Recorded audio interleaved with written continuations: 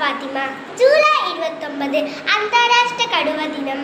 2010 ആരംഭിച്ച കടുവകളെ സംരക്ഷിക്കേണ്ടതിന്റെ ആവശ്യകതയെ ഓർമ്മിപ്പിച്ചുകൊണ്ടുള്ള ഒരു വാർഷിക ഓർമ്മ ദിനം.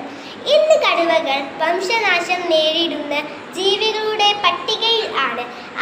1972 കടുവകളെ ഭാരതത്തിന്റെ ദേശീയ മൃഗമായി തെരഞ്ഞെടുത്തു.